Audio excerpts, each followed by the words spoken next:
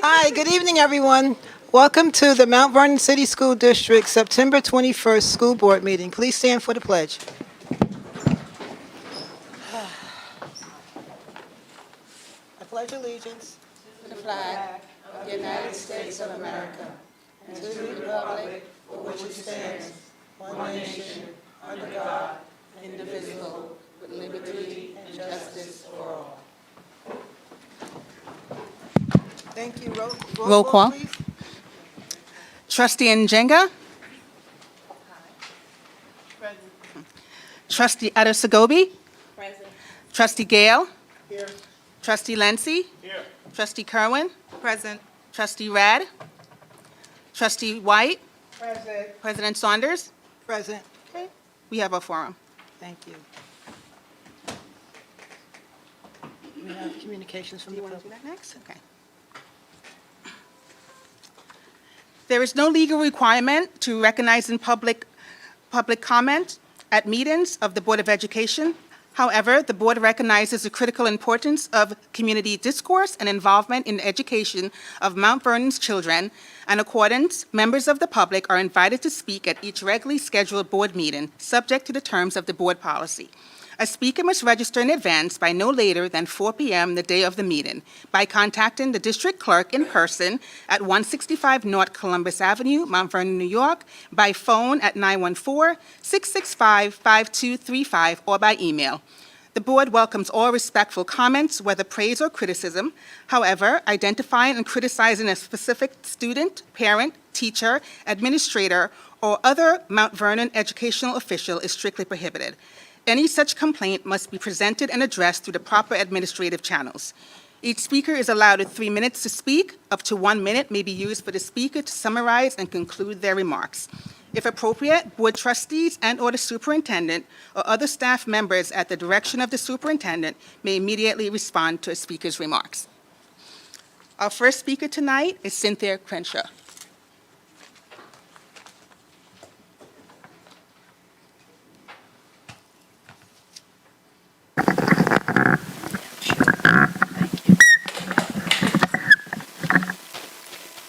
Good afternoon, all.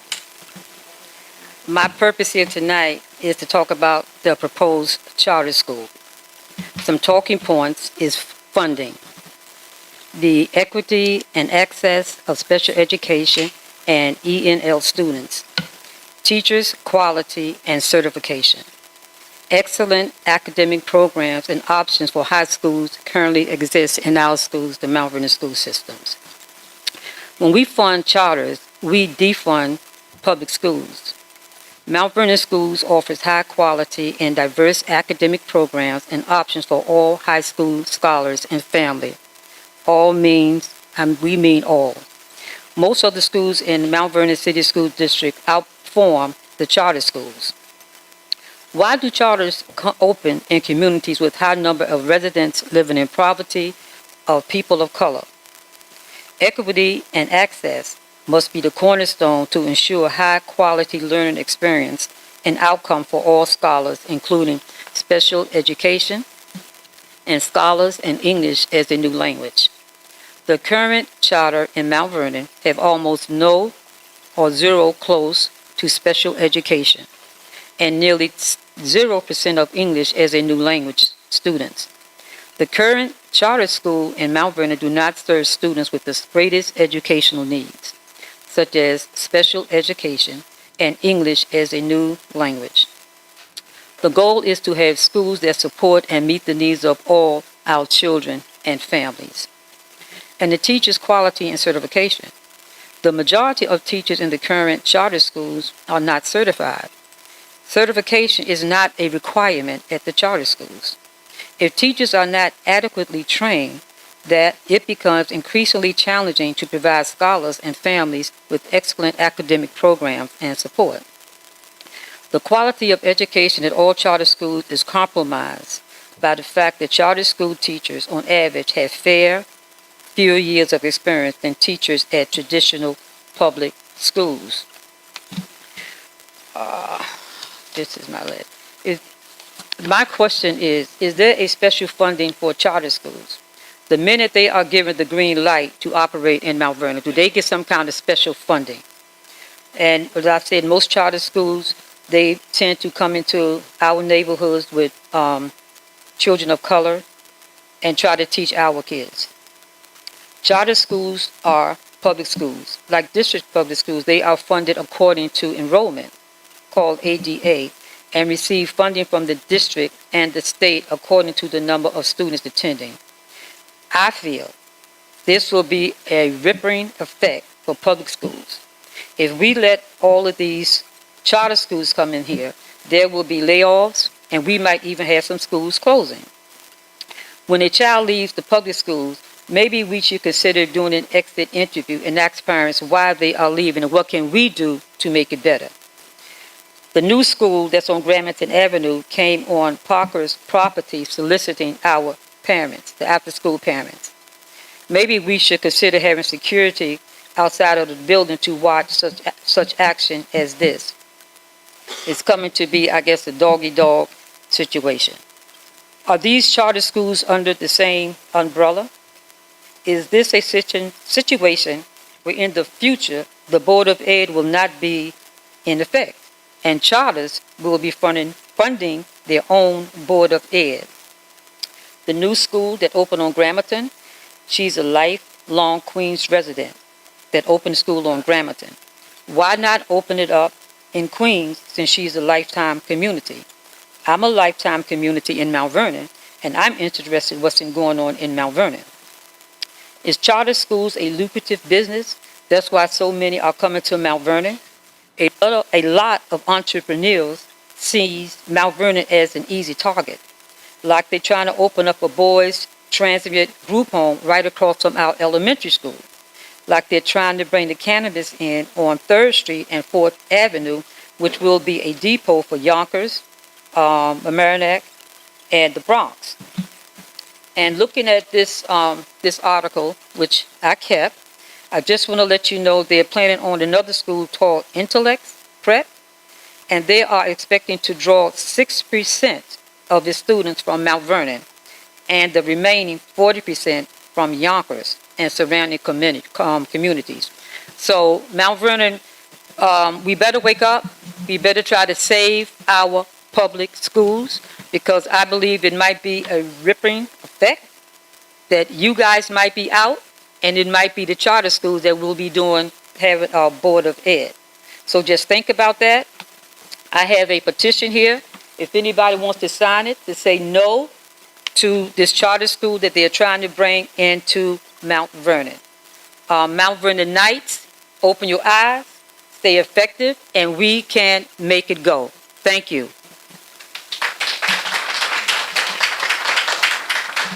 Oh, and one more thing. BC, Superintendent, thank you. I was very impressed last time I came here, and you said you was coming to Parker, and you came the next day. That was impressive to me. Thank you very much. Appreciate it.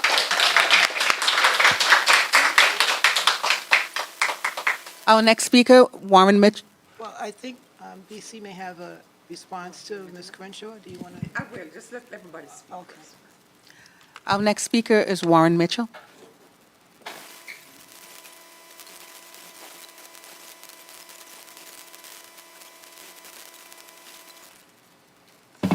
Good evening again, Madam President, Vice President, board members, my illustrious Dr. BC, ladies and gentlemen. Okay, I'm going to try and be quick and get through my time without running over my time. I am the treasurer for the Mount Vernon High School PTA, so just want to make a quick mention that tomorrow is freshman orientation at the high school. So if you have a student who is a freshman at the high school, you should make sure you're there with your child tomorrow between 5 and 7 p.m. The Educational Foundation is big and is very important. You can find that information on the district site. I'm not going to steal the thunder away from someone else who's here to speak on it. And I'm going to ride the wind of Miss Cynthia on everything you just had to say about charter schools. I 110%, I'm going to sign that sheet before I leave. Because understand that charter schools are not the cure for anything. What they are is basically, you can almost say it's a dignified money grab. They know the money is guaranteed because it's coming from the state, right? Meanwhile, they can have the same issues that our students in our district have. But I really want to ask the question, how many students this year returned back to the district from charter schools? Now, I'm asked the question. I'd really like to know that. I think the public would like to know because it says something to the state of what our district, where it really is. It's not in this dumps place where everybody or certain people want to continue to keep saying. There's obviously some reason because students came back, and I really would like to know that information. Also, I'm sorry. As far, and also, I don't know if anybody's paid attention, but over the past 3 to 6 months, the amount of people who've been hired in this district is just, it's amazing. And our assistant superintendent of HR manned that entire operation with the grace of Dr. BC. And if anybody doesn't realize that Dr. BC has great integrity in her cabinet, they should pay attention to that, because we were in a place missing a lot of positions at the end of last year, and our assistant superintendent of HR grinded to get those seats filled, and there's much more to do, but we need to pay attention. Give everybody their flowers while they can smell them, right? Okay. So I just want to end and say that I still haven't heard anything about a Buildings and Grounds Committee, and I do want to ask the question about, over at Mandela, 2 things. Number one, the children have not been able to use their playground in at least 2 school years because this place, these developer came in their building, they put up all of this netting, and there's nowhere in the contract does it say, hey, we're going to come build this building, it's ours, you're not going to get any money out of it, but we're going to shut down your playground for your kids. I understand safety issues, but can we look into why it's still not being used, it's still unable to be used, and can we look into, do we have something in line, I know our assistant superintendent of business, we have lines in the budget regarding nothing but mud that there is to play on over at Mandela as well. There's no grass at all. And there were children last year who, I got a call from someone last year when I was on the board that said that their great-grandchild fell in mud, slipped, fell, almost drowned in a puddle. She had to come bring clothes to him. I talked about this while sitting in one of them seats over there. I want to know if hopefully is there something going on this year so that we can see, hopefully by the spring, they get to see some green space again, because they don't have it. All right? And again, that Buildings and Ground Committee would be very nice. Warren, Yes, ma'am. we have not set up a meeting yet, but as soon as we do, Would you include me? you're already on the list. God bless you. Trustee White, Vice President White, thank y'all so much. And I miss y'all still, okay? Thank you. Ms. Harris, our next speaker.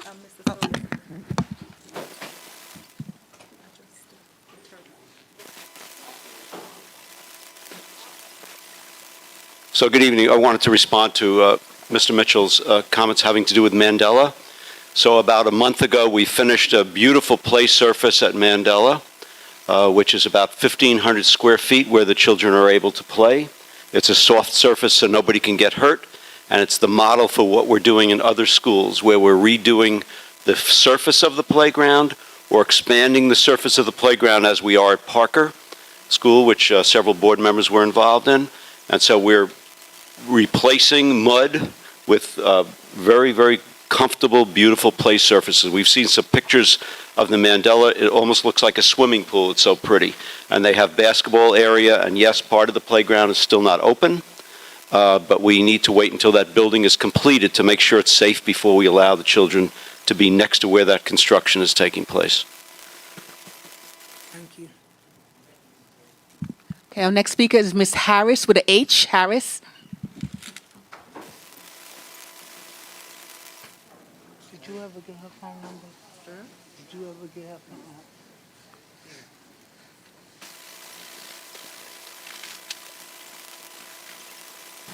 Good evening, everyone. Much of what I wanted to say has been already spoken about and addressed, but I will just reiterate in my own way, because I usually don't do well with notes. It's all in my head. When I heard just today, this morning, I was going far away out of town when I heard about another charter school. And I'm already discussing the fact that we have one that came in sort of in the dead of night under the radar. Nobody knew it was going to be here. whatever anybody wants to say, I made sure I look it up. A charter school may say it's non-for-profit, but that's not true, and we all know that. And who doesn't know it can look it up. And I wasn't sure myself, so I went to look it up. A non-for-profit, as we all know, is really not a non-for-profit because you take a salary and you can build a good life with a non-profit. And that's what a charter school is. It is a profit school. And it is a good place to come to Mount Vernon because the attitude of a lot of people, and I can say that wholeheartedly, and some of you may believe it is true, and you can try it for yourself, where people get tired of fighting and they develop an appetite for, so what, this is Mount Vernon, this is what happens. And I think this is where we are now. But don't get discouraged, please. Encourage everyone to get into the fight. We do not want to lose our school system to another for-profit, because there are people who are invested in these schools who are going to make a profit out of our children. And as one speaker already said, the teachers don't have to be qualified. They're not certified. And what goes on there is subpar education. As far as I see, with the two that are, well, the one that has been here for a while now, Amani, they don't have any place for the children to play. Maybe I'm mistaken because I've looked around and there are two locations and I don't see a playground. And I'm sure somewhere in the education curriculum, there has to be time for play. The children need time out of the classroom to do something physical. And if that is not there, I don't think our tax dollars, which we all work so very hard for, to be given away to them while our children and our teachers and our education population go unwanted. I'm not sure what the process is, but if this board has anything to do with the approval process, I'm asking you not to approve it. And if you are not responsible for it, I'd like you to find out what we as the public need to do to stop this. In other words, we want to make sure that this dies before it gets its first step. Thank you. Oh, and I also want to thank Trustee Gale for reaching out to me about the my topic about recycling. I'm not sure who is Trustee Gale. I spoke to him on the phone. So if I can see who he is. Oh, there you are. Okay, nice to meet you. Thank you for reaching out, and I hope some other people will join me. Thank you. I'm looking forward to it.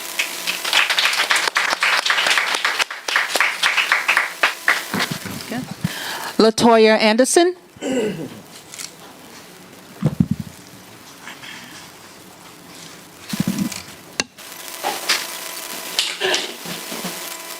Good evening, everyone. My name is Latoya Anderson. I have a daughter who attends the Denzel Washington School of the Arts. And I'm here today to bring two concerns to your attention. The first one is the new Infinite Campus portal. I am speaking from a parent perspective now because I was able to log into the parent section. So we would like to know if additional features will be added at a later date. And the reason I'm asking that question is because, you know, there are parents in Mount Vernon District whose intentions are to be engaged, stay connected in order to be empowered. And we would like to see what is happening in the classroom so that we can better understand, monitor, and participate in the educational process of our children. Currently, what I'm seeing on the new Infinite Campus portal, parent portal, it has only the message center, the calendar, and the schedule. It has fees and more, but I don't know what those are for. But the only benefit for us now is the schedule. Missing are the assignments tab, the grade, such as the progress report where we can access progress report, report card, and transcript, the grade book updates, and the attendance, which is very important for high school parents because we know when we get those robocalls, it only says our child was absent, and for us to know which class we have to log in. I mean, before we use Home Access, we were able to log into Home Access and see what class. If they're late, we can see that they're late for class. If they're missing an assignment, we can see that. So, I am huge on parent engagement, and we all know that parent engagement has a direct connection to student success. So in order for students to be successful, the parents need to be engaged in their child's education. Therefore, I'm asking, I know there is a possibility for these other tabs to be added, because I did my research and I saw that other schools, other districts had them. So I'm just hoping that we're not like doing the basic or getting the basic, but we should be getting the premium as we so deserve. So that's my question to the board and to Superintendent Dr. Bennett Conroy. My also concern is our resource room teacher from the Denzel Washington has been removed and placed at the STEAM school, and our children are not getting the services. Our children with IEP that deserve the services are not currently being serviced, so we're asking if we can get back our resource room teacher, or if you can please provide a resource room teacher as soon as possible. Thank you. That's all I have to say.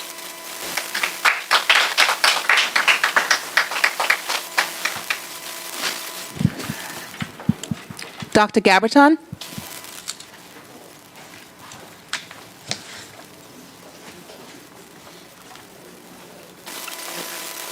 Good evening, everyone. So I'm here today as the District Diversity, Equity, and Inclusion Coordinator. I looked up the process of how to file a complaint for a charter school violation. We've received several parents who complained they were being solicited at Parker School. Several teachers receive flyers on their car from the new Untitled Charter School. So I'm here tonight to officially ask the school board to do something about that as part of the process of my official complaint to New York State Charter School Association. Parents are complaining that they're being harassed, and little children are being confronted by strangers to apply to these schools. That is very inappropriate, and we want to ensure that people who are addressing our students are safe, and this is happening at dismissal time. Our teachers are taking pictures of these flyers they're finding in their car.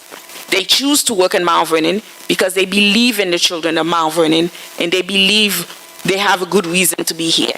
So this is my official complaint to the board, as I plan to complain to the state about these actions. Thank you.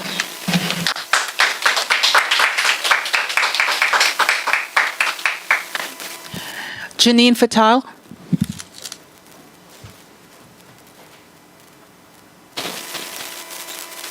Good evening, everyone. My name is Janine Fertil. I'm a parent of 3 students in the Mount Vernon STEAM at the Mount Vernon City School District. I'm also the PTSA president at the Mount Vernon STEAM Academy. The first topic I want to bring up tonight are charter schools. Has a decision already been made on whether or not to bring a new charter school to Mount Vernon? I know there's a meeting on September 28th. Will there be a representative from New York State or SUNY Education present at that meeting to address parent concerns? And also, can someone explain the impact of a new charter school, what it will have on the Mount Vernon City School District? Because as a parent, I'm not really familiar with how bringing a charter school happens in a school district, and so I'm wondering like if a subject matter expert would be here, or someone who at least knows, to explain it to me as a parent or as a community member. The second issue I want to bring up is that notifications. I think Latoya kind of touched up on it. In the past, whenever my high schooler would scan into the building, there would be a notification sent to me saying your child scanned in the building at this time. Those notifications have not been coming. Is there a way that we can start those notifications? And also, like my daughter, she was absent the other day from school, and I didn't receive a call saying that she was absent. And so, with parents, we rely on our kids, to be honest. We rely on our kids for information, but sometimes it's helpful if we have a little more support. And Latoya also mentioned this. Before, I could also go on to Home Access and look to see if my child was late to class, because they would give different color codes. But like, I'm not going to go into detail about that, but they would give different color codes on if the child's on time, the child's late, did the child leave class early, and that was really helpful for me. I still go into Schoology to see the updates, missing assignments. I see the grades that are posted. I see the syllabus that are posted. So I keep tabs on his academics that way. And then also, we still don't have a crossing guard at the Mount Vernon STEAM Academy. I went to the city council meeting, and they mentioned to me that this has been going on since the 1970s. They're not comfortable putting a crossing guard because it's not safe for the crossing guard to be there. So I'm like, if it's not safe for a crossing guard, it's definitely not safe for our kids. And my final thing is, I want to say thank you to Dr. BC for subsidizing the school bus passes. Many parents are grateful and appreciative that the bus passes, the cost was lowered and the time of the pass has been extended. So thank you so much for everything.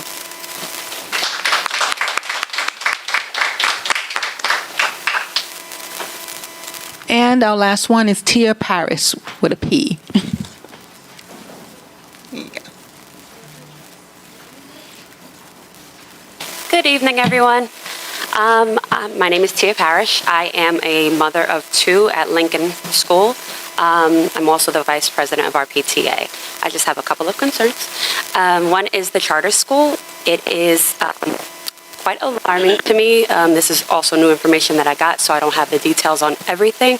But from what I do know, and one big concern to me is the funding, our funding, that our taxpayers and our homeowners put into our system, going to funding this charter school that is coming to take away that access. I have a son that has an IEP.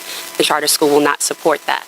I also have a grandfather that is 90 years old, and our taxes are $25,000 on the STAR program.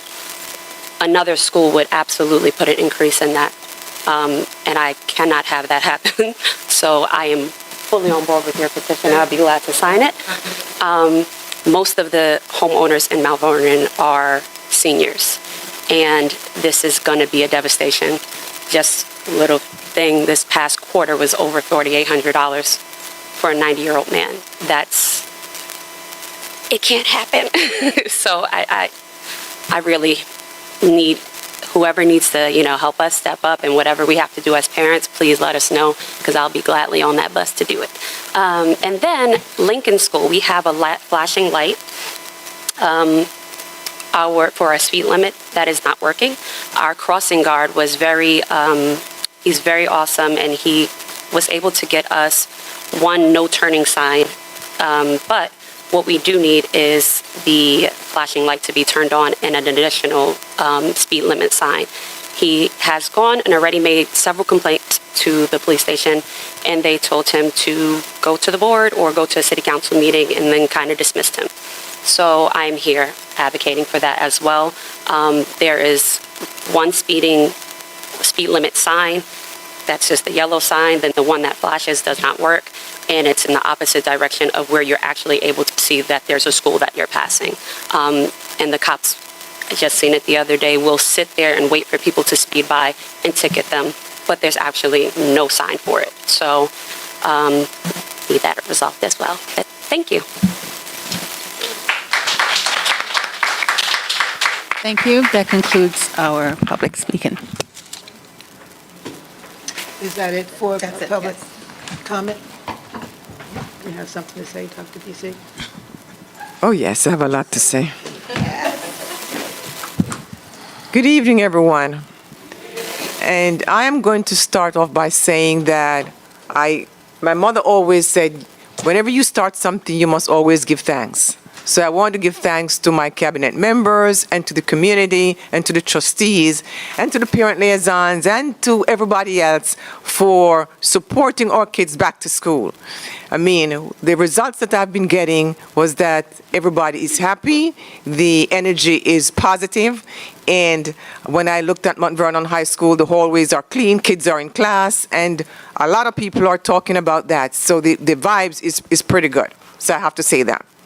Now, this past weekend, I was in Albany. Now, let me rewind a little bit. Last week, Friday, I received an email from the state that we're going to have a new charter school. I was very devastated when I saw that. But then, I said to myself, I have to jump into action and get some things done. So this weekend, I was in Saratoga with some other superintendents and with some people from the state. And I know they've said good things about Mount Vernon, and one of the things I said to them, but you're approving another charter school, so how good can it be? Anyway, the conversation went on, and I was told many things, which I will not repeat today. However, at 2:39 today, I received an email from the state saying that the charter school has been denied.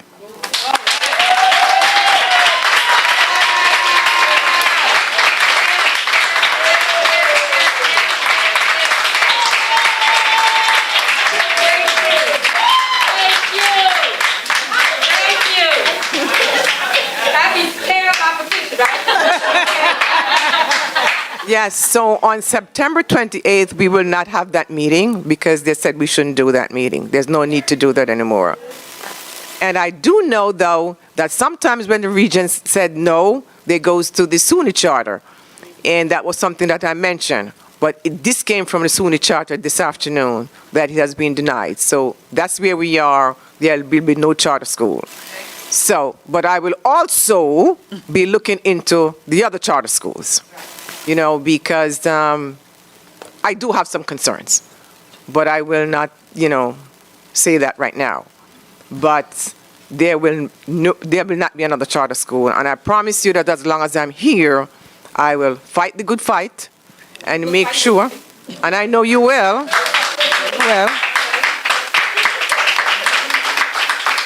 to ensure that our schools continue to do well, and we are doing well. We are on the right path. We are not there yet, but this is a start. We have to start someplace.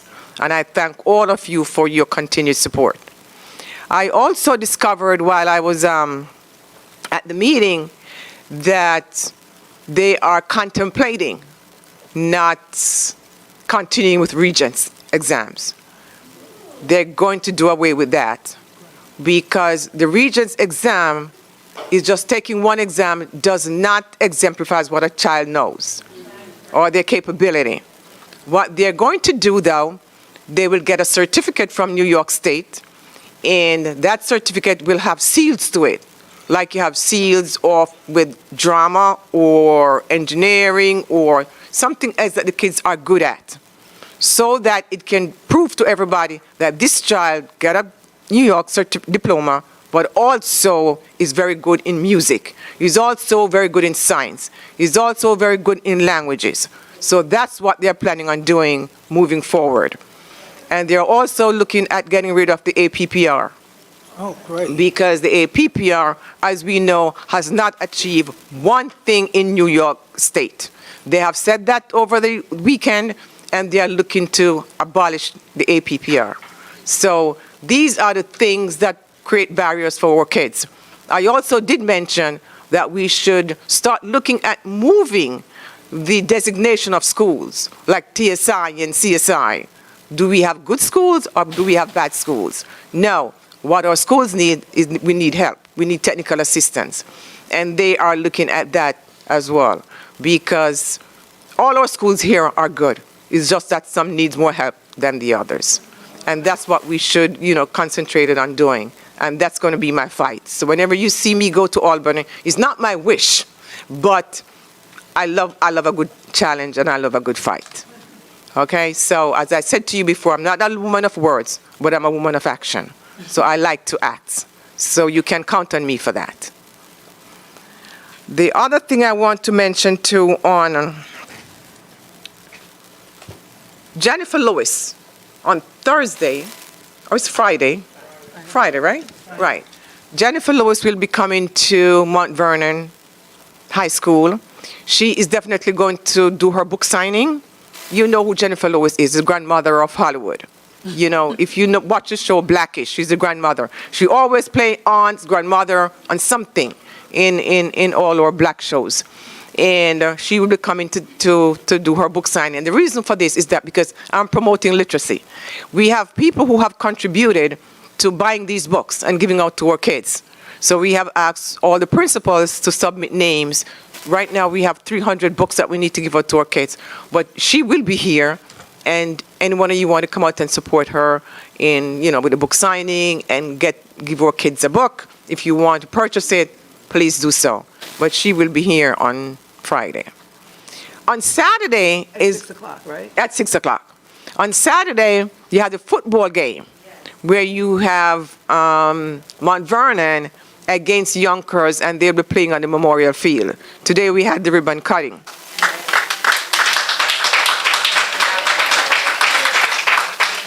And you know that Memorial Field has a lot of history with Mount Vernon folks. And it was so beautiful today. It's not real grass, it's turf. And I made a mistake of wearing shoes with heel. You know, after promoting sneakers. But anyway, today was the day I was supposed to wear my sneakers, but it's okay. People didn't even look at my feet. They just forget about that. Because I keep sinking down in there, so they don't realize I have heels. But anyway, I got away with that. But it's a beautiful field, and I want everyone to come out with their maroon and gold and support our team. The gentlemen were there today, the young men, and the players. And they make sure I have my gears for Saturday.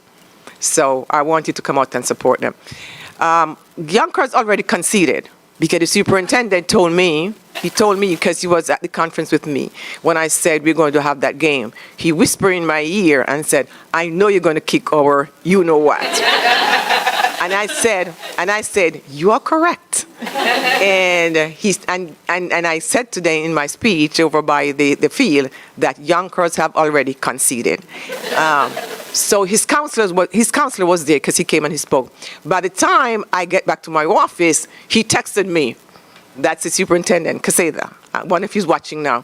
He texted me and he said, oh, you should never have said that because I didn't want my team to know that I conceded.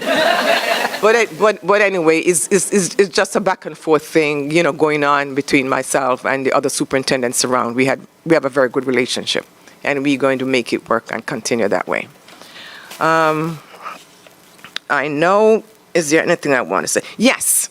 So remember we spoke about curriculum mapping many months ago, and we have promised that it's going to be done. It's completed. And I know Dr. Doggett is working on that. It's in Rubicon Atlas. But we have Dr. Gail White Wallace. You know, she's an overachiever, you know. And we started with pre-K, and she has completed her curriculum for the pre-K folks, and she's going to give each board member a copy of that. And she's going to talk about her pre-K curriculum. Next time, Dr. Doggett will have ELA, math, science, social studies coming down the line to give to you, so that everybody in the community will have a hard copy, not only electronically, but have a hard copy of our curriculum. So, Dr. White, you want to go ahead? Thank you so much, Superintendent Bennett Carroy.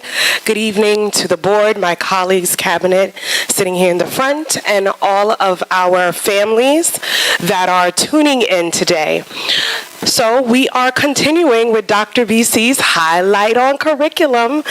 Teaching and learning are one of the pillars of our district this academic year. Our superintendent has outlined the importance of culturally relevant learning, integration of social-emotional standards into our learning, and taking our concepts and aligning them to the next generation standards. With that, we're going to start from the bottom up with the babies in the pre-K curriculum. As Superintendent BC says, you always start with thanks. So our first slide is every single pre-K teacher, because they all worked arduously to make this curriculum what it is, to make it engaging, to make it inquiry-based, to make it see our students, reflect our students, and address the needs of our students. Most of all, to make them kindergarten ready. Next slide. We have a core curriculum. It is called Develop, Inspire, and Grow that we adopted 5 years ago.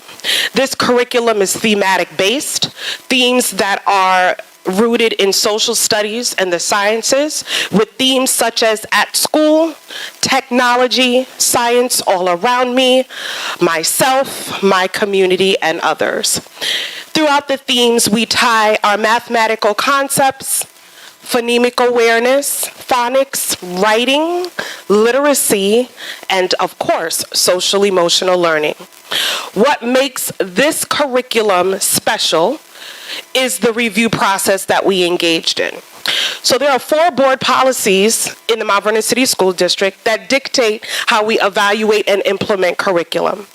The pre-kindergarten department started that process 5 years ago and decided on DIG. And the deciding factor was the implementation of the letter people. The letter people are puppets that teach students not only the letter names, but the letter sounds, as well as Dr. Jean's theory of multisensory learning for reading.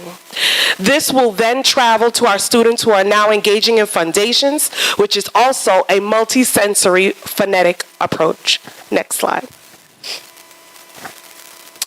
Integrated mathematics, reading, science, social studies, and social emotional are all in this program, as well as formal and informal assessments. Next slide. The team started 5 years ago, and then we moved to make it better.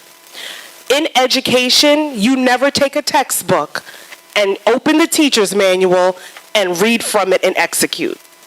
Your first year is always an implementation. Next slide. Which is what we did in 2018-2019. In 2019-2020, we decided it was time to take the curriculum and add differentiation. So board members, you are going to see pages of small group instruction activities, centers for students, enrichment for students, and remediation. That work was done in 2019-2020. During the 3rd year of implementation, we then looked at our MLL, back then called E&L students. We added multilingual supports for our students that were Ls. In our Schoology platform, every single book title has been translated in Spanish for students. Our teachers, Ms. Torrado and Ms. Ashley De Leon, did a voiceover of all the books in Spanish so that we are able to play them for the students when needed. We also integrated multilingual dictionaries in all classes in the languages of Arabic, Portuguese, French, French Creole, Spanish, and I think that's it. In 2021-2022, we started to shift with the pandemic and answered the call. Social emotional focused learning was implemented. If you look in the first pages of this curriculum map, you're going to see monthly social emotional themes that were created by our district-wide social workers, and we implemented project-based learning. At the beginning of each theme, you will see science projects that occur each Wednesday in our pre-K classrooms. And I asked my board members, once October comes, come visit us. You will get to see little 4-year-olds in white lab coats executing science experiments. And I knew we were doing the right thing last year at Graham School, and I see my Dr. Hunter McGregor in the audience, when a little 4-year-old said, Mrs. Amareno, that is the control in the experiment. And a 4-year-old knows the difference between the control and experimental factor in experiment. So it's paying off.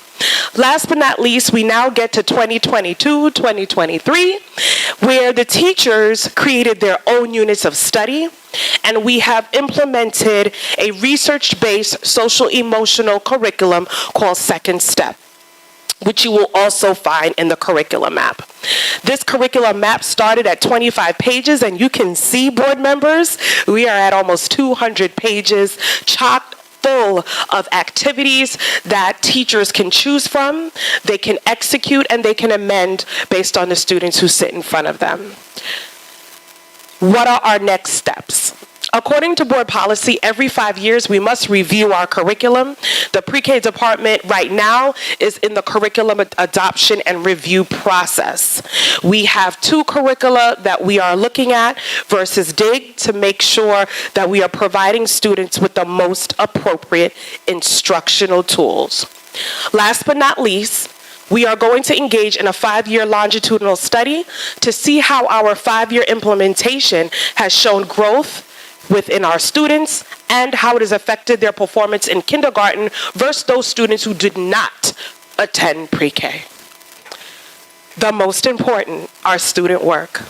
Our students have only been in school for 5 full days, and I just wanted to show you some pictures of what they're doing.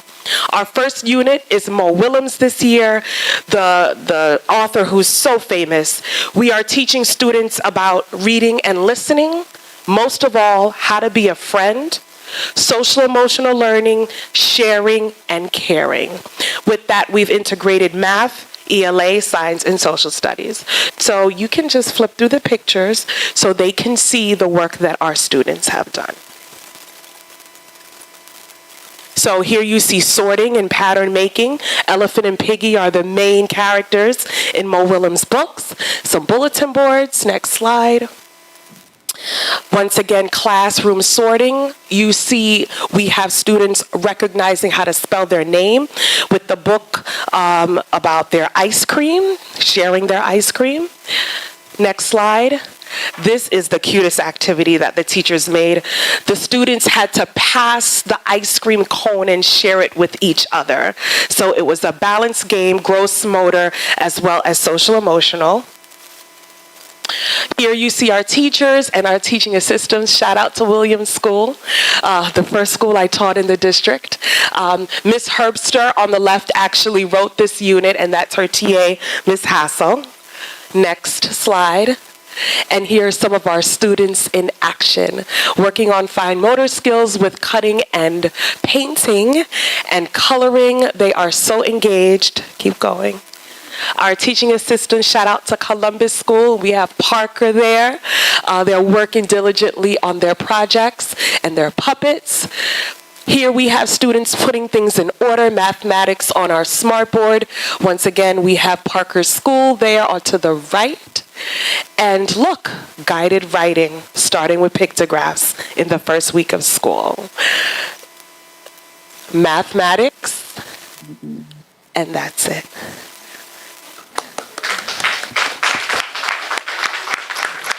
So I hope you all take the time to really take a look at what our scholars are learning.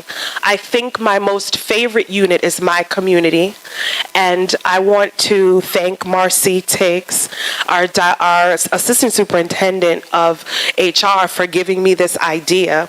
Usually the teachers and I drive around and we video places in Mount Vernon to show the students their community, but this year we're making it a trip. So Ms. Tiggs had the new teachers take this bus trip. The children are going to take a bus trip through Mount Vernon. And they're going to stop. They're going to go to City Hall. They're going to go to a firehouse. They're going to go to a police station. They're going to visit a pizzeria. All of the wonderful places in their community. So thank you, Ms. Tiggs, for the inspiration. And thank you, everyone, for having me. I hope to see you again soon, and we're going to discuss Gifted and Talented. Okay. Thank you, Dr. Gillian Wallace. All right. Thank you so much. I appreciate you. And the last thing that I'm going to mention, because sometimes, I have to be transparent, I have to give the good and the bad, And based on some information I learned from the meeting in Saratoga Springs, I will be reviewing our special education structures as we go along, because I think we really need to take a look at that. So I just want to share that. We do. Okay, and pre-K 3. Come on, Gail. You know you're going to start to a pre-K 3. This is a good one, though. Let's end with the good. Big announcement, big announcement. I don't hear it. Nobody's making any noise? All right now. We're bringing it back, everyone. Pre-K 3, it's in the house. Limited availability. On our website, Chris, can you just go back for a second? I want everybody to see. On our website, on the slider, there is an icon for Pre-K 3 lottery. You click right there, and you click to enter, and you will put your basic information to be entered in our lottery. The lottery, this will close on October 2nd, and the lottery will be live from this room on October 14th on live stream. So we are looking for all the students in the community who turn 3 by December 1st of this year to offer them full day universal pre-K for 3-year-olds. Yes, yes, yes.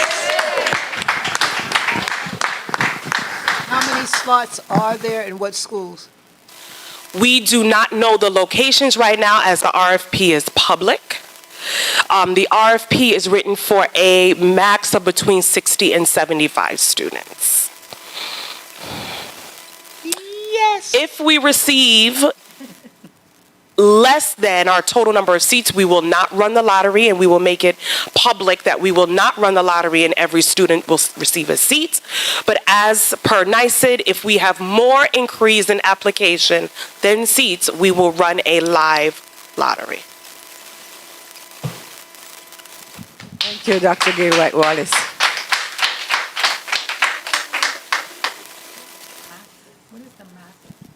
60 to 75. Curriculum coming, the math. Oh, the math.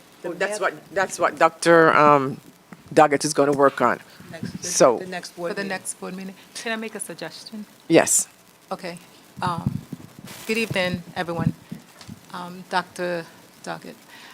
For the math curriculum, if we could include, please, financial literacy for high school students. Middle school, too. And, well, we could start in middle school, but it's very important that we include the financial components where our students will learn budgeting, investing, personal finance, how to balance their checkbooks, how to do loans.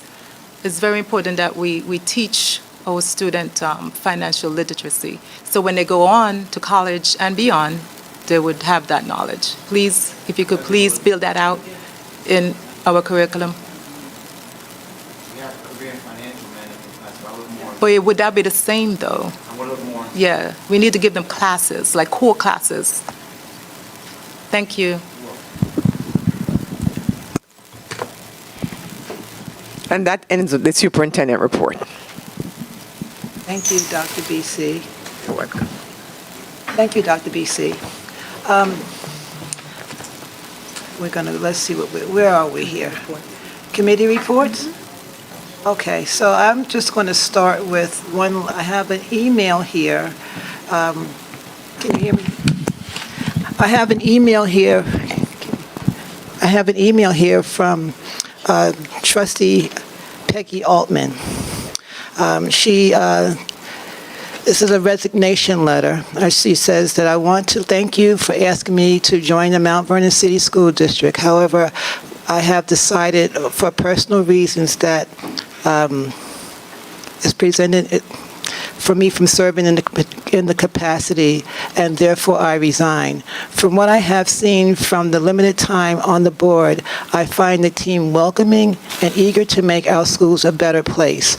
over the next few years, it will accomplish great things. I hope to stay in touch and let me know if I can help on any limited basis. So the board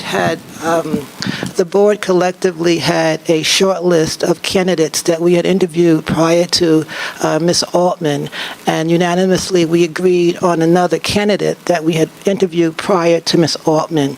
And it is our hope that we can appoint her at our next board meeting. And, okay, so that's that for that. In the committee report for our student trustee, Ray Adams, he was unable to be here tonight because he was going on a school tour, but he asked me to find out about the sports bus for Denzel Washington and esteemed students hasn't shown up for the last 2 days. That was Monday and Tuesday. He texted me at 4:45, and the bus was supposed to be there at 3:45. He texted me at 4:45 to tell me that they had just showed up. This was a bus from First Student.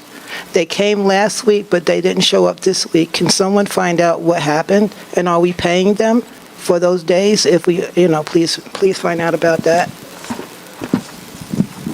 Is that to take the athletes back and forth? That's to take the athletes from Denzel and Esteem to the high school for sports. Okay. All right. So do we have any committee reports on that end, Mr. Gale?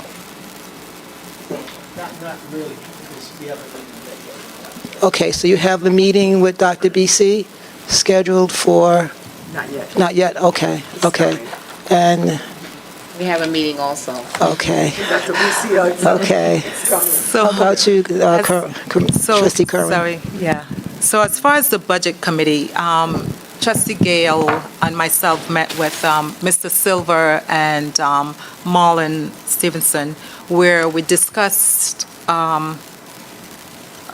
the budget. We discussed the debt services within that budget. We also trying to study the existing bonds that the school district has, and how the bond money was spent. We also going to study the facilities, the school buildings, and how money are spent on the facilities. We also going to set up meetings to meet with each department heads to go over their budgets within that the school budget. And we are also putting together a committee. So we are looking for members of our community who wants to join the budget committee. Please let us know. And that's all that we have. We will be meeting every 2 weeks, right, Trustee Gale? Yes. So we will be meeting every 2 weeks going forward. Thank you. Trustee Lindsay, do you have a committee report? I don't have a committee report for the security. I've been in communication with the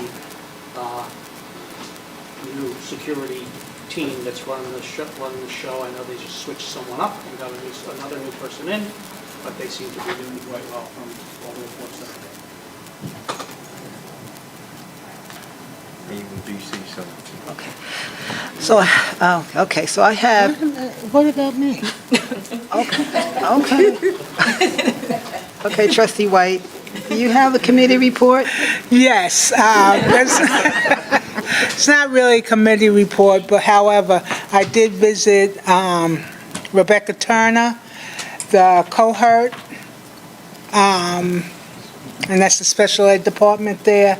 And there were a few complaints, and with me came, I can't remember people, Dr. Smith, who answered, because I knew I wouldn't be able to answer the questions. But Dr. Smith came, and we had a nice, almost 2 hours, discussing the special ed needs, what is needed, and their wants and needs. And I told them they can put all their needs down, because I will try to convince our lovely Mr. Silver to try to get some of their needs. They need things like glue and fabric and things for their kids. So, but we had a great time there, and I heard you were there today. So it was nice. So, okay, so I have the Special Education Committee. But one other thing I wanted to touch on, Mr. Silver, as far as security is concerned, I got a call that the ninth graders still don't have their, I guess, their passes, so when they go in the lunchroom, it's a line for them to get access into the lunchroom. So they don't have their passes to get in. The security guards are stopping them, and it's taking a long time for them to get through. Okay. Which school? At the high school, I'm sorry. At Mount Vernon High School. I must say, though, But other than that, everything was fine. I must say, though, that at Mount Vernon High School, with the, I know one parent was asking about they're not getting calls to say their child is absent, that scholarship. We just started that again, because for 2 years since the pandemic, it wasn't working. So we just started that, and that is up and running. With the ID, they are just working on that because they have some issues with that when it comes to people and the ID. Those who have the new ID that they used to use, they change it up. So they are working on that now, and I think the principal is having that tomorrow night at the orientation for the ninth graders. They'll be getting their... They'll be getting their... Yes. Okay. Yes. Thank you. So for the Special Education Committee, I met with Dr. Smith on Monday or Tuesday? Monday. About what goals we want to have for our special education meetings going forward for the whole year. So before I give you the dates and the topics, I just want to read something from an employee that works at Benjamin Turner, and she's been an advocate for special ed for quite some time. So, you know, she and I had spoke, and she said she spoke to a Mary McNamara of the Westchester Regional Director for SEPTA, because for a while, Mount Vernon didn't have special education PTA. We only had what we called Special Education Advisory Council, because the PTA, for some reason, was dismantled for some charter issues many, many years ago. So, so she spoke to a Mary McNamara, the Regional Director, and so the first step is to have an interest meeting, so we can have no less than 25 people who are interested in joining SEPTA. We will have this interest meeting November 10th at 6:30 at Benjamin Turner Middle School in the school's media auditorium. So I'm asking anybody that's interested in being on the special education PTA, please come. We need at least 25 people. We'll have food, right, Dr. BC? And so she also referenced Joanne Colon, head of Pelham SEPTA, on doing a presentation at that time, and she was going to reach out to her as an email. So I just want to ask everybody to come and join us November 10th at 6:30, Benjamin Turner Middle School in the media room. So Dr. Smith and I went over the whole year of PTA, of special education meetings that we want to have and educate some parents. So the first meeting is going to be October 12th. We're going to go over IEPs. The second meeting is going to be November 16th. We're going to talk about guardianship. The next meeting is December 7th. That's the Office of People with Disabilities, and we're going to talk about Access VR. That's when students get to be, like in high school, what their next steps are. In January the 11th, we'll talk about graduation requirements, IEPs, 504s. February 8th, we're going to have what we're going to have on camps, summer school programs, what we can give our children. March 8th, occupational therapy. April 12th, autism awareness. May 10th is going to be speech. And on June 7th, we're going to celebrate the year. So that's all I have for committee meetings. And the policy committee is going to meet sometime next week. I have to get with Dr. Gabaton on that. So we're going to read this policy now? No. All right, so we're going to go on to the meeting?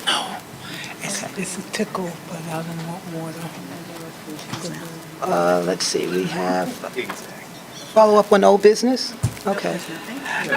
Well, I think I might have mentioned some stuff, didn't I? Anybody have any old business they need to talk about?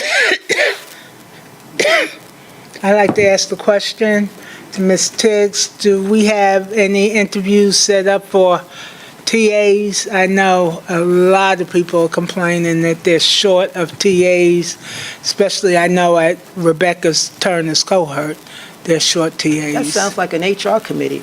That's what you're doing. I just asked a Just saying. question. So I would like, Oh, the HR committee, I aren't you? know, but when we meet, I'll ask it again. but since we're asking public, right? It's okay. So I need to be clear on a few things. One is the actual process of hiring, but all of the recommendations from administration for teaching assistant hires, I have met with those candidates, but they came in this week or after the resolution for this meeting was established. I think at this time maybe there's 4, but they have met with me in HR and they are in the pre-screening process and they will be on the October 11th agenda. The good thing about the next meeting being so far is it is giving the principals and administrators who are interviewing for teaching assistants to get their packets in. As of right now, I set up a whole day next week. Hopefully they'll come in the next day or 2 and we'll get them on my calendar and get them in next week. But the hiring process always begins at a school building. So the principal goes on to OLAS, they see the candidates, they interview by compact, and when they find qualified candidates, they send them over to Human Resources. Thank you. Welcome. So I have a follow-up question. So is it policy or practice regarding the certification of any employees? How does HR notify, or does HR notify the employee of certification if they're going to expire, when they're going to expire? Is that a policy practice, or is that something we just do? So New York State informs employees that their certification is coming to a close. We do, as a courtesy, inform employees. So it's a practice, it's not a policy? It's not a policy, it's a practice. But the state does it because all of us, and self-included, must maintain a valid certification. I need to add something about certification on the other side of that, is that what I learned this weekend too is that New York State is looking at certification for teachers. For example, if a teacher has a certification in chemistry, that person can also teach physics and any other sciences. So they are making those adjustments so that teachers will be able to yes. So I just want to add that piece to it. And you know that we always have some issues with CFM. I know, Marcy, I've spoken to that many times ago. So the career financial management, and what happened, anybody, like any other teacher, can teach that class as per New York State. It doesn't have to be somebody with a license, certified with that. So I guess what they're trying to do is to make things easier for the teachers to be able to teach the kids. So I just wanted to add to that side of the certification piece. Great.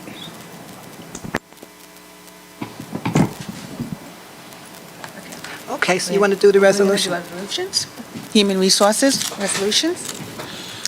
Can I have a motion for 5.1, approval of Human Resources Resolution 67A, certified, dated September 21st, 2022? A motion? Okay. Questions, concerns, discussions? So there are some with an asterisk, and so that means they're going to be subject to completion of pre-employment screenings, right? So what happens if the pre-employment screenings if they don't pass? So we bring this back and we define it, it comes back to the board? We don't hire them, but Marcia can speak. Yeah, so we rescind. So we're approving them at this time pending pre-employment screening.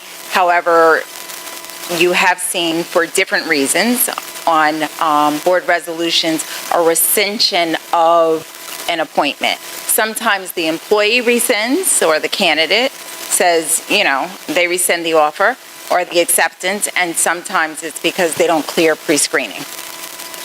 But if we held off on these candidates until October 11th, then we would wait another 3 weeks without the teacher in front of the students. Some of those pre-screening clearing were cleared Friday, but we're not adjusting the resolutions after they're submitted to the board as per your request.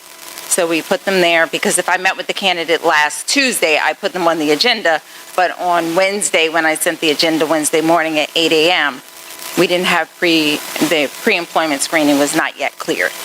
Yeah, because you have them starting like today. Some of them, like one of them is starting today. The resolution was also done at that time with the anticipation that this meeting was yesterday. So I didn't know of the change at the time that I submitted the resolution.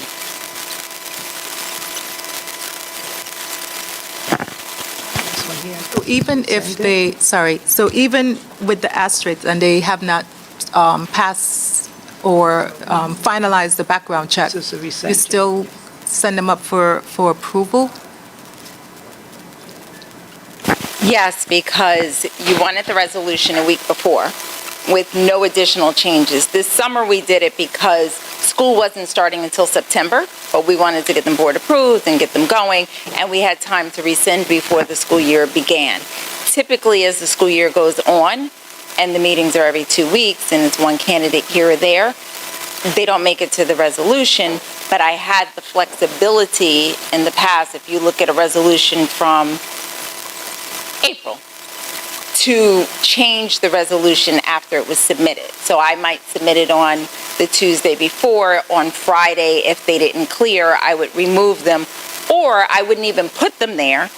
And when I got the clearance on Friday, I would just say to BC and May, I said, do you mind if I add this candidate who I just got back the pre-screening clearance? And she would say, okay. And so they were added at a later time. But it's my understanding that is now the board's preference that resolutions not be touched. So to front load, right, instead of adding later. So this gives you the opportunity to look at what the public can't see at this time, but in the background, you have all of the resumes and who sat on the compact. So you can see all of that information and review it. So it's better to have it and not need it than to need it and not have it. And I throw it in on Friday at 2 o'clock. Okay. So is there a difference between the double asterisk or the single asterisk? Oh, because there's some that have double. So it's the same thing, though. I just thought okay. All those in favor? Aye. Oppose? Abstain? Motion carries. Can I have a motion for 5.2, approval of Human Resources Resolution 67B, non-certified, dated September 21st, 2022?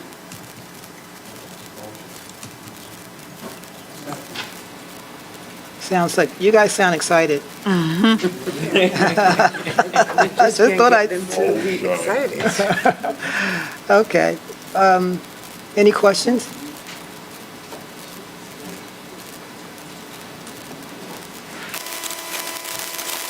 Questions, concerns, comments?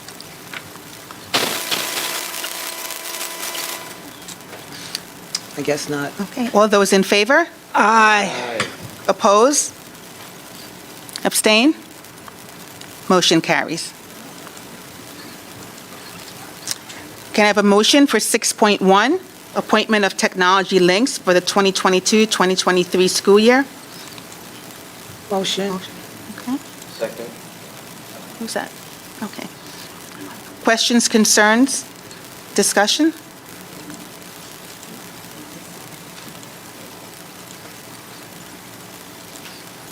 All those in favor? Aye. Oppose? Abstain? Motion carries. Can I have a motion for 6.2, authorization to hire staff for sundown program? Motion. Second. Questions, concerns, discussions? All those in favor? Aye. Oppose? Abstain? Motion carries. Can I have a motion for school improvement, 7.1, authorization to approve school improvement service memorandum S23-5 dated September 20th, 2022? Motion? Yeah, motion. Second? Need a sec? A second? Second here, yes. I have a question. Is that time for Questions, concerns, discussions? Go ahead. So I have a question on this for the school improvement. So it says that it's with Justin Inspire Inc. I see a list. I just seen a sum amount. There's no breakdown. It says they're going to provide data management at the various schools. Okay, Just Inspire, do we have a 2022-2023 agreement with this company? What is this company? Who is this company? I don't know this company, I'm sorry. Yes, this company, it's a 5-year agreement. They did the RFP and for 5 years. These are grants that we have to do every year. So that's why they are there.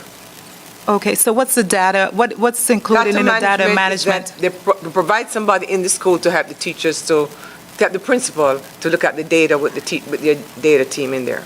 So is that something our technology department can do instead of, so we're going to hire somebody to do this? We have been doing it for the past couple of years. Yeah, but is that something that we can have? And the grant has been approved for that, so we have to continue with it until the grant ends. When the grant ends, we can always revisit it. When the grant ends? Yes. Okay, so each grant for each school is $25,000, is that what it is?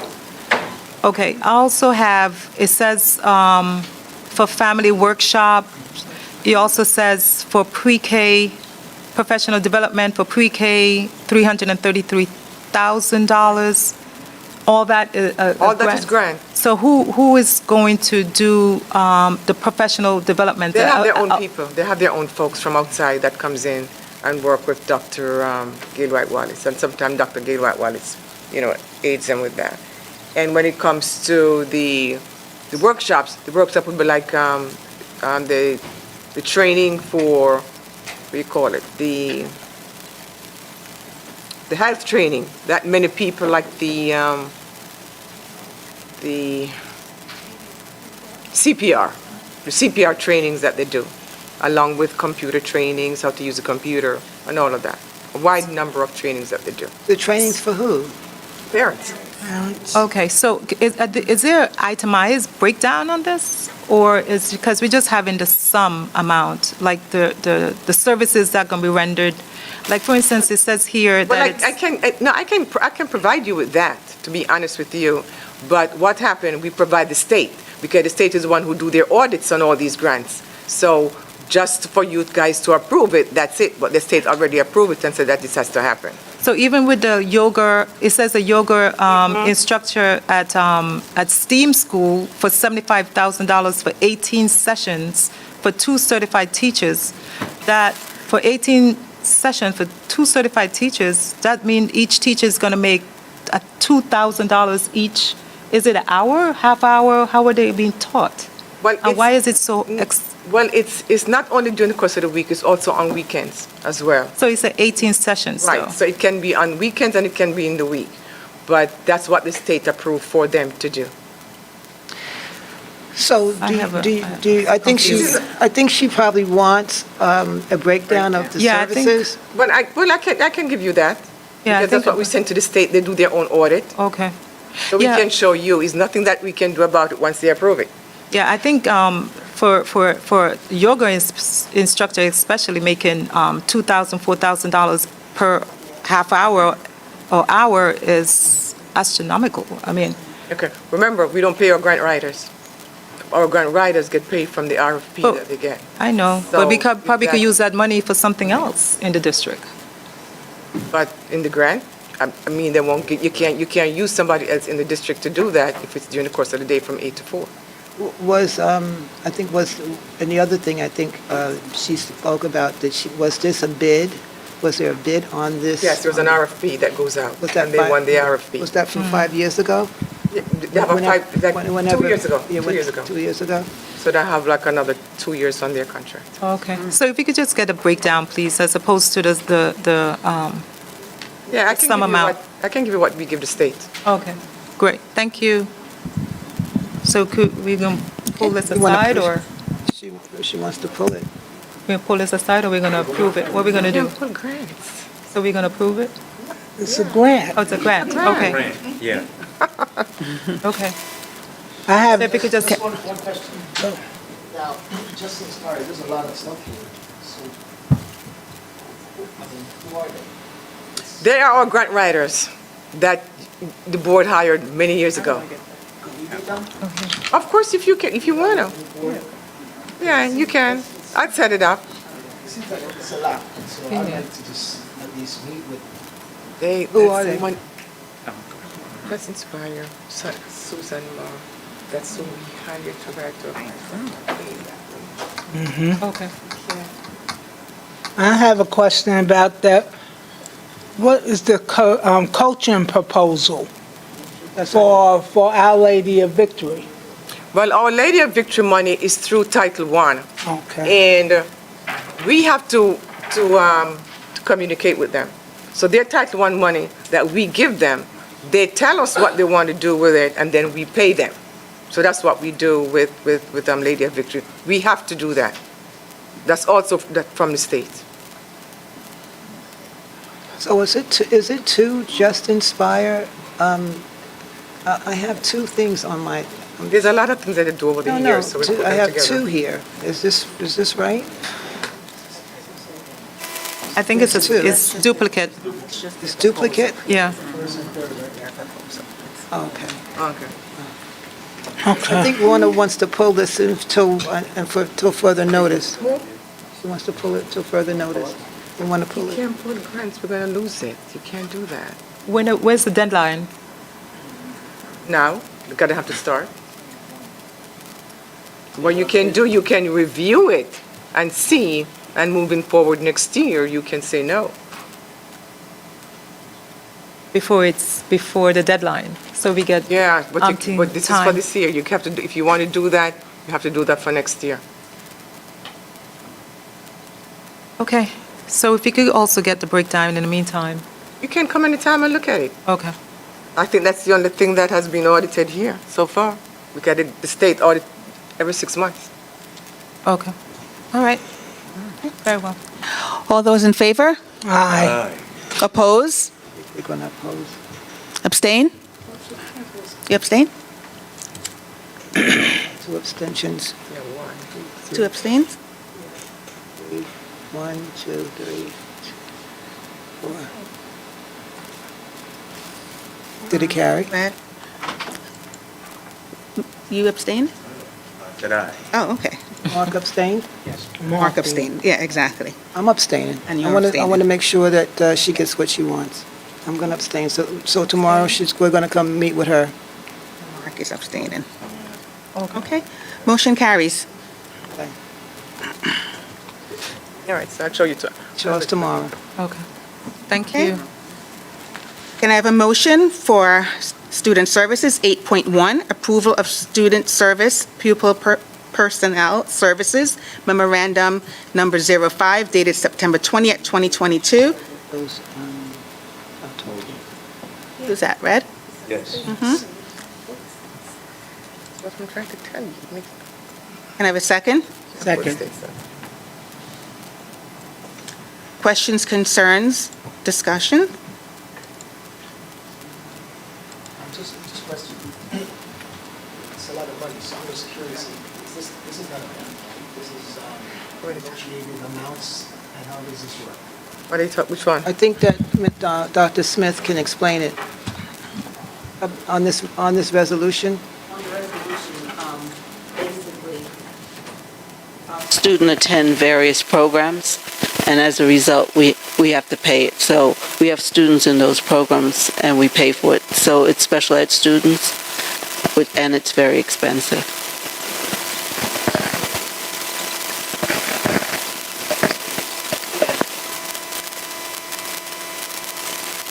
What was your question, I Orville? was just wondering, because it's a lot of money, so, but it's not negotiable. Right? These prices is what they charge, and that's what we pay. For students going out of district? Yeah. These are special ed students. Oh, schools, okay.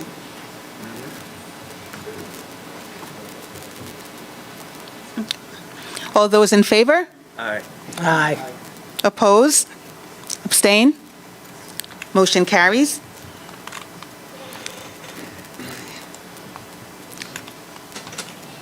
I have a motion on the business office or authorization to pay staff for bus duty. Motion. Questions, concerns, discussions? I have a concern, but I think I've spoken on this topic since I've been here, so it's not new, about the bus duty and the amount of payments being paid to different people. I know we need bus duty people, but I just have a problem with the money. Well, this is, I believe, they explained that this was part of their negotiations. I think that at the next negotiation, they need to discuss that. I never heard of negotiating for bus duty, but I will check No, into teaching negotiations. And Am I the right, teacher Dr. salary, DC? yeah. I've never heard of it, but Well, depending on, I think, the amount of money they get, it depends on their salary. right. That's what happened. Their contractual salary. Right. Yes. But if I'm a teacher and I'm going into class to teach, and you're putting kids on the bus, and we're getting the same pay, I have a problem with that. I've always had a problem with that. Not just today, I've had a problem way back when. And it still hasn't changed. So I know we had talked about last year to look into it, to make maybe a flat rate or, So I think maybe that's something that we can review. yeah, we later, can you know, review for next moving year. forward. Yes. I'll make a note of that. All those in favor? Oppose? Me. Abstain? Staying here.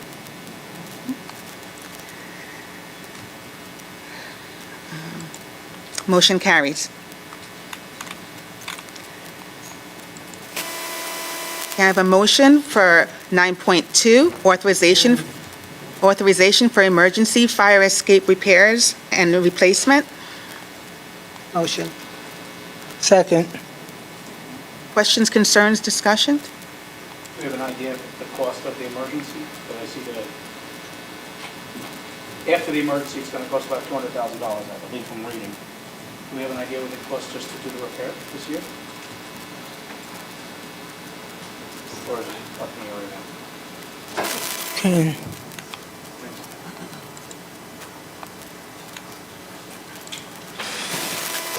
So we anticipate the repairs to be in excess of $200,000. These are repairs that we need to do now, and will be finished shortly, and we will be fine as soon as this is finished.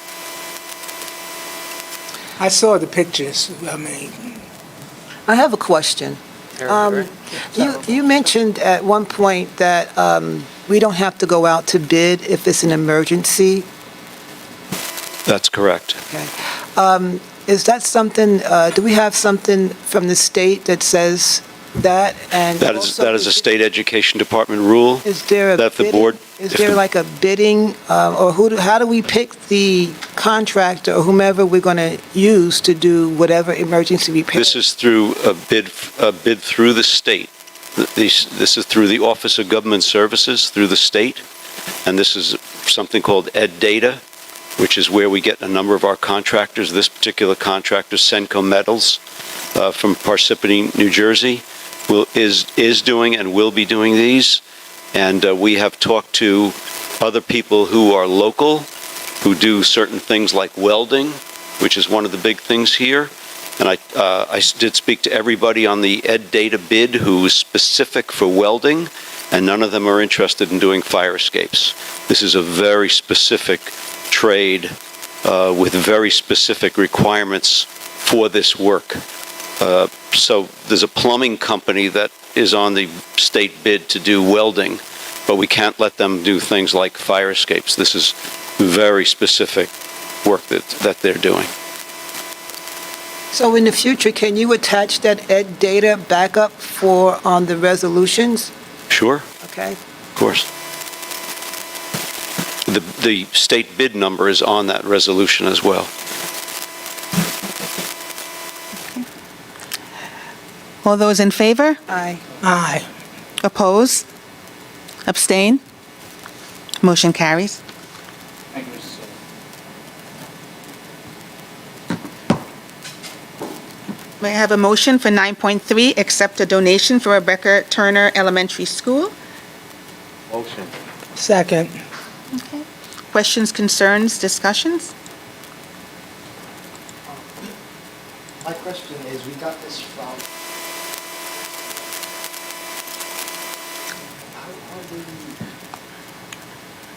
how do we decide to accept it or not? Is there something that they want in return for these donations? Dr. Doggett? I wasn't there. This happened in the summertime. This program was already incorporated in Mount Vernon High School, and these are Mount Vernon High School students. So that program is already run through in Mount Vernon in the district. So the students came in and did a program and taught the students actually for the day in the summertime, for the summer program. And that company actually donated backpacks to the school that day, just as a gift.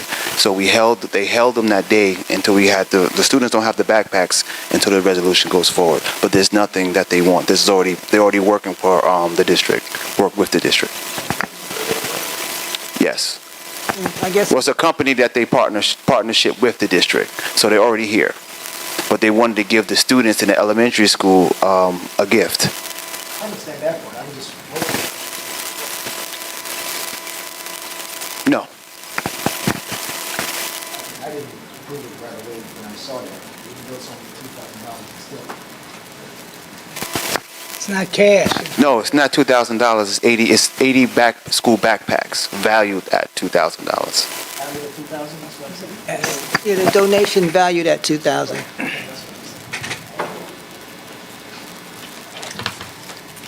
All those in favor? Aye. Aye. Oppose?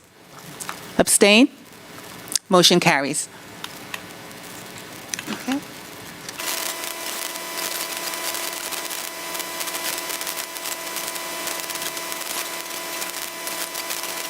Okay, on the Board of Education, can I have a motion for 12.1, policy, first reading, 2022-2023, social media and digital communication policy for staff?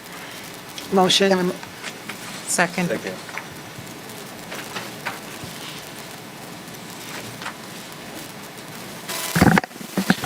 Okay, I'm going to read the social media and digital communication policy for staff, number 6561. The school district recognizes the values associated with using social media as a communication and learning tool. The purpose of these guidelines is to establish best practices for district employees regarding the appropriate use of social media tools in their professional lives. Social media includes any and all forms of online publication where individuals engage in conversation or posting of written or image information such as blogs, wikis, podcasts, virtual worlds, messaging sites, and social networks.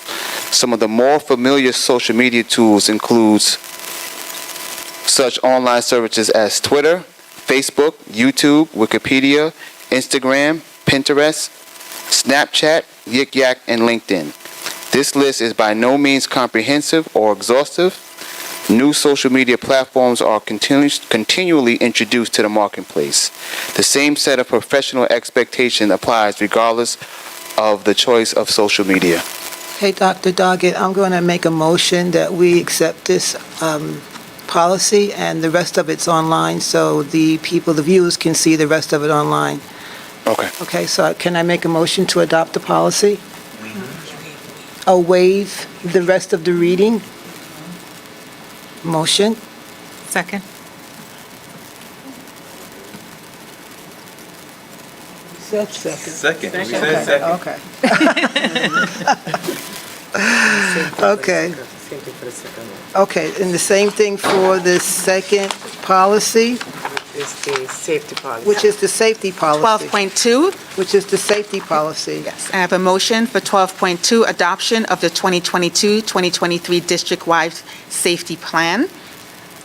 Okay. Do I need a motion on that? Need a motion, a first and second. Second, Orville? Okay. Okay. Questions, concerns, discussions? Okay.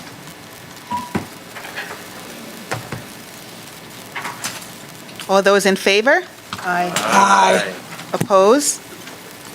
Abstain? Okay, motion carries. Thank you. And then, that's it. It's All right. executive session. So we'll be going into executive session for the purposes of, Just one thing. You made the motion to waive the reading, but we didn't make a motion to approve. I didn't hear it. We made the motion to waive the reading, but we didn't approve it. I can't, okay, so a motion to approve it? Can I have a motion to approve? Make a motion to approve the social media and digital communication policy, staff 6561. Thank you. Welcome. All in favor? Aye. Aye. Thank you. You're welcome. Okay, so we're going to go into executive session for the purposes of? Personal reasons. I have a motion to go into Personal- For personal reasons? executive session for personal reasons. Motion? I make a motion to go into executive session. Second. I second. All those in favor? Aye. Will we be coming back? Will not be- Oppose? We will not be coming back. Abstain? Okay, motion I carries. think they want to abstain from coming back. Everyone have a